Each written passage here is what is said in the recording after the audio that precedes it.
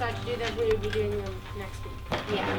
Okay, so we're gonna try to get through this pretty quick because I think last year it took a while. Yes. Yeah. So, yeah.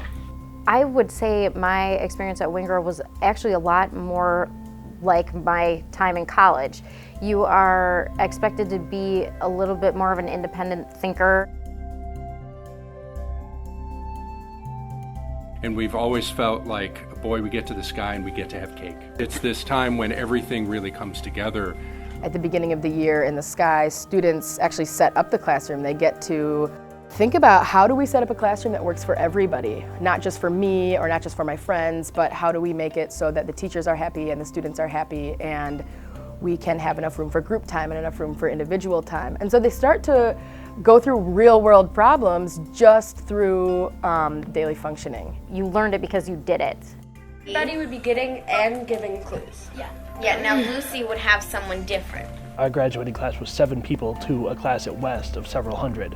And so that was a bit of a culture shock. But over time, I grew to recognize that one thing that I had that a lot of people I was going to school with didn't was the ability to sort of process ideas in a less linear way. They have different ways of thinking. To solve a problem, they can have 5 different options. They utilize that tool to go into regular school, work from many different angles, and not just think about memorizing something. Part of that was why Wingra was the right place for me, but part of that was also what you got from being at Wingra.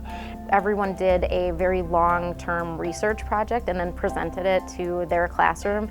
They learn how to manage their project time. How to lay out a timeline, how to get something done. And that's, I think, this huge life skill that I see carrying them through high school. We've taught students how to be curious. We've taught them how to be adaptable. We've taught them how to be flexible. So if they're in a high school class, something goes haywire, or they're in the middle of an exam and they don't know what to do, we've taught them the skills to problem solve in that moment, and we've taught them how to adapt. They become good advocates for their own learning in any big environment that they go to. Okay, you might not be able to set up a classroom. Okay, but can I maybe ask for a different assignment if I don't feel like an assignment works for me? And if I get a response that I don't like, and they say, no, you've just got to do it, well, we're teaching them skills how to deal with that as well. Okay. Hold on a second. Guys, can you please wait because Lydia wants to talk. We want them also to be good advocates for their classmates and for anyone involved in that, including the adults. When I came here, it was like, wow, these kids all genuinely like each other. All your gum right now. And people recognize that they're real and they know who they are, they know what their strengths and challenges are, and their peers there and the staff members appreciate them for that. Your children will become adolescents.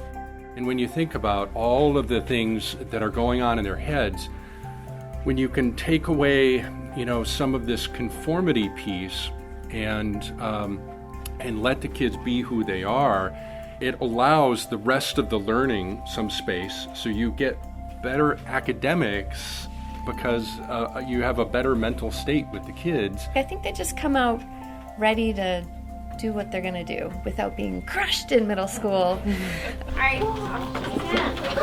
Figure out who they are.